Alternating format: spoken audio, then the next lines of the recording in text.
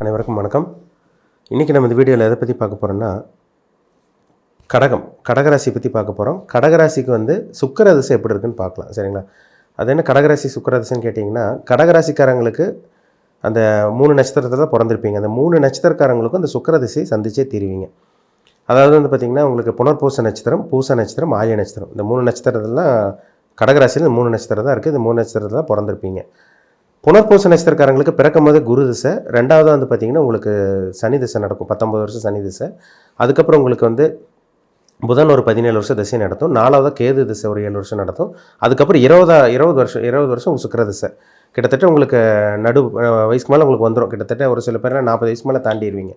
அதாவது பிறக்கும் போதே குரு திசை முடிஞ்சு 19 வருஷம் சனி திசை முடிஞ்சு 17 வருஷம் புதன் திசை முடிஞ்சு உங்களுக்கு 7 வருஷம் கேது திசை முடிஞ்சு உங்களுக்கு 5வது சுக்கிர திசை உங்களுக்கு வரும். பூச நட்சத்திரக்காரங்களுக்கு பிறக்கும் போதே பார்த்திங்கன்னா சனி திசைங்க. அதுக்கப்புறம் புதன் திசை ஒரு 17 வருஷம் நடக்கும். கேது திசை ஒரு 7 வருஷம் நடக்கும். 4வது உங்களுக்கு சுக்கிர திசை நடக்கும்.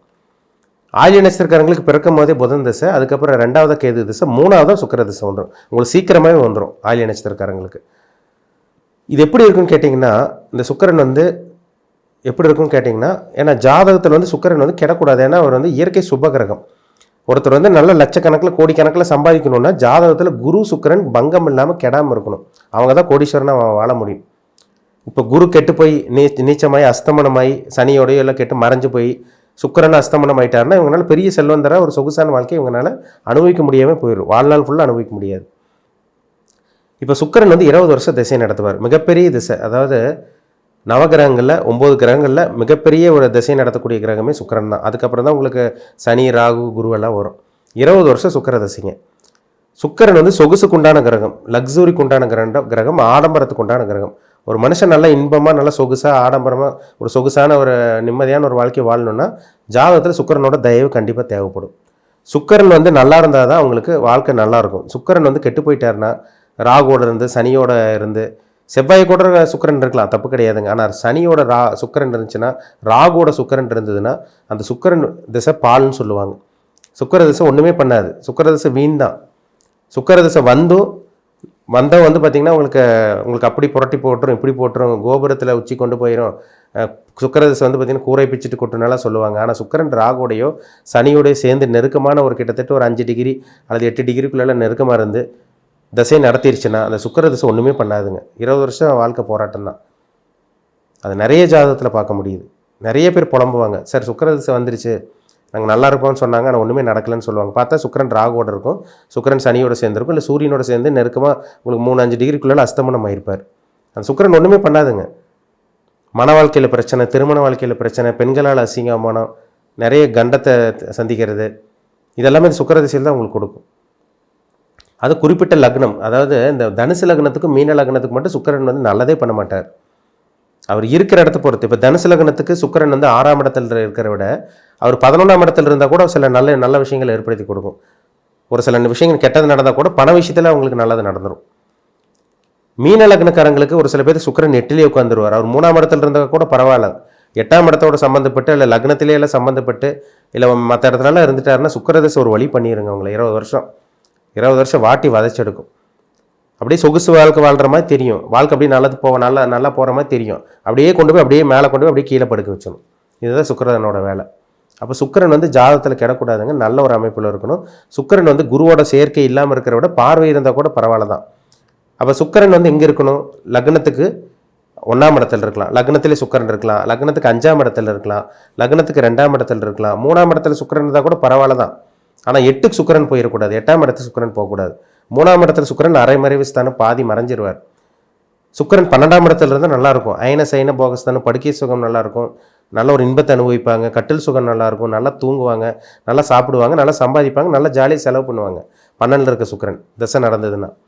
7ஆம் இடத்துல இருக்க சுக்கிரன் அதே மாதிரி திருமண வாழ்க்கை நல்லாயிருக்கும், தாம்பத்திய உறவு இதெல்லாமே சில விஷயங்கள்லாம் நல்லா போகும். அப்படி 4ஆம் இடத்துல இருக்க சுக்கிரன் வண்டி, வீடு, வாகனம், சொகுசு வாழ்க்கை, ஒரு நல்ல லக்ஸுரியான கார்டு வாங்குறது, ஒரு BMW வச்சுருக்காங்க, ஆடி கார் வச்சுருக்காங்க, பென்ஸ் ரோல்ஸ் ராய்ஸ் எல்லாம் வச்சுருக்காங்க பாருங்கள். 4ல் சுக்கிரன் திசை நடக்கும்.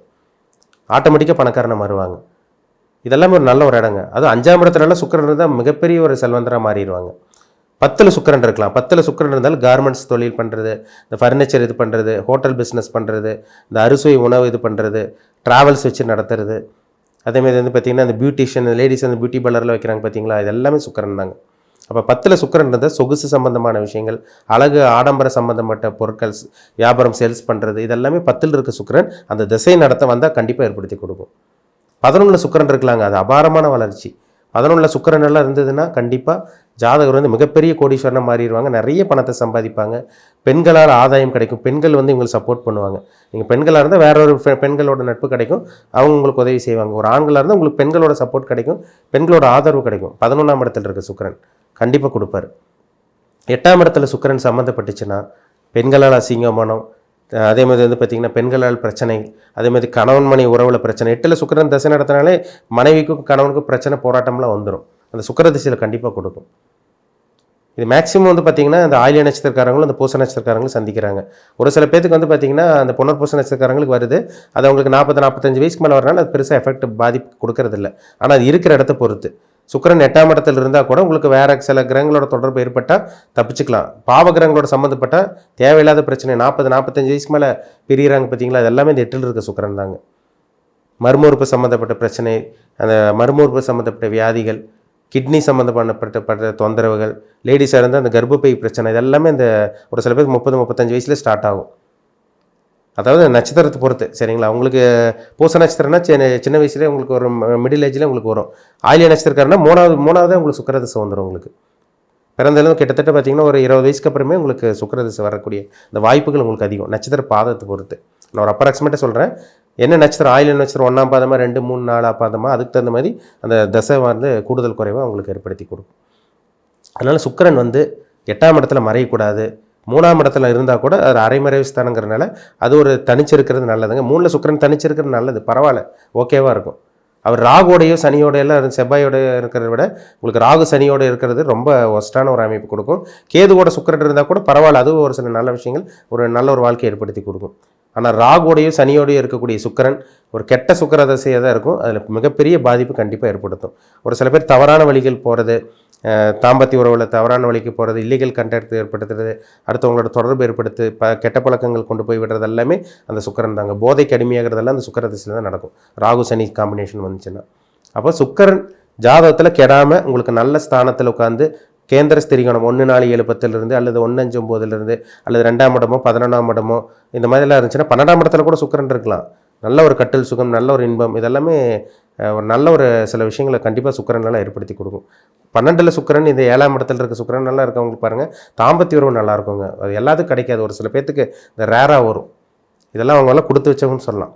ஒரு சில விஷயங்கள்லாம் இருக்குது சுக்கிரன் வச்சு நிறைய நம்ம சொல்லலாம், சரிங்களா. அதனால் பிறப்பு ஜாதகத்தில் சுக்கிரன் நல்லா இருக்கணும், கெடக்கூடாது, கெட்டுப்போகக்கூடாது, அஸ்தமனமாகக்கூடாது, நெருக்கமான டிகிரியில் போய் கம்பஸ்ட் ஆகிடக்கூடாது, ராகோட நெருக்கமாக இருக்கக்கூடாது, கிரகணம் ஆயிடுவார், சனியோடு இருக்கக்கூடாதுங்க, கம்ப்ளீட்டாக அவுட் ஆயிடுவார்.